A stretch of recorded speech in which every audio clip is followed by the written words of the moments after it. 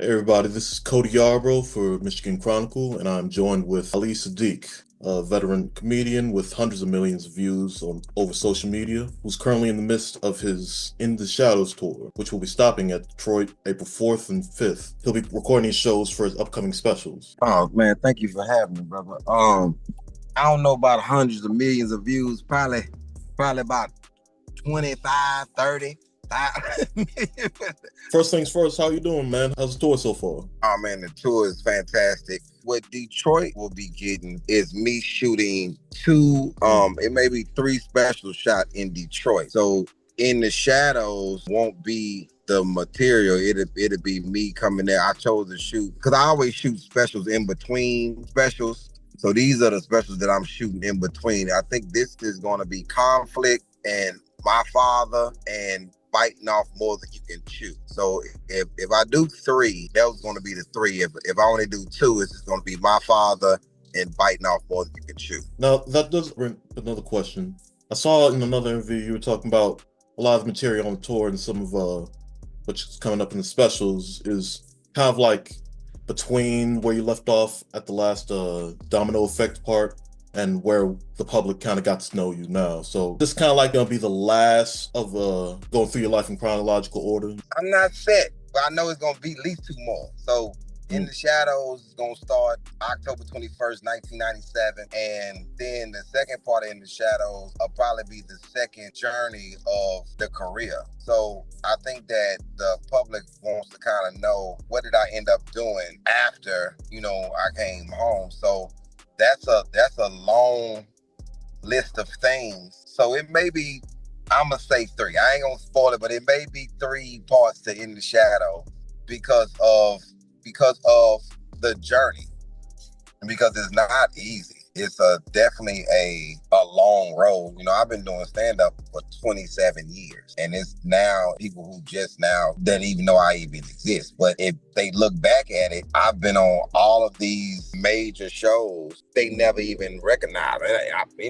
When you the season finale on Def Jam, you thinking like, okay, it's happening after that, or you been on Comic View for 3 seasons. You say, oh, it's happening after that. And then Comedy Central 2013, you are named the #1 comic to watch. Oh, it's happening after that. Still no happenings. Just no happenings. Like, oh, good job. No. Good job. And, you gain some fans. And I think that that's one of the parts of the journey that I want to tap into, that people think that it's one thing that's going to catapult you to the next level. No, it's a lot of steps. And some of the steps, you ever seen a bridge, like a makeshift bridge where you got to go across a pond, and some of the planks are broken or cracked? You like, should I step on that? You ain't got no choice. You got no choice. You got to balance yourself. Now, you're stopping by a lot of great cities, going through Atlanta, Memphis, Chicago, a lot of great locations. What made you decide you want to record these in Detroit? Detroit, the D. One thing is, a lot of people record in Atlanta. That's common ground. I choose to record in places, man, where I think the audiences are very real and can relate to a lot of different scenarios and what I got going on. And ever since Martin, I've been wanting to record in Detroit. Man, we from the D. So I was like, it's a hard-nosed town, man, and I've always liked performing in places like that. That's my niche, because I'm a hard-nosed person. What do you think Detroit will be able to connect to? Our specific culture will really latch on to? Biting Off More Than You Can Chew. It's a boxing story. Detroit is heavy in the boxing, so it's a boxing story in Biting Off More Than You Can Chew. My Father, it's a story about how I was selling candy at school. My dad got called to the school because the school is a non-profit organization, as they say. And then if I do conflict, I think everything in conflict is going. I done got into it with so many celebrities and athletes. All right, some of it's been me. Some of it has not been me. But I think Detroit is going to be very pleased with the material that I decide to do in the D. And I may pull a rabbit out the hat and decide, something, I'm ready to shoot the first half of In the Shadows and just do it without nobody even knowing. and just come out and say, hey, it's 1997.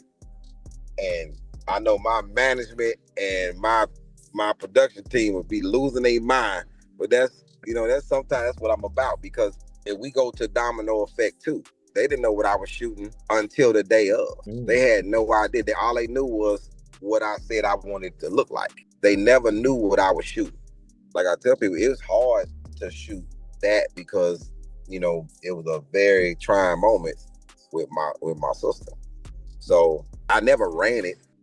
I didn't have to go over it. I didn't need 2 shots on it. I knew the stories, and I just knocked it out. And that's a fun fact that a lot of people don't know.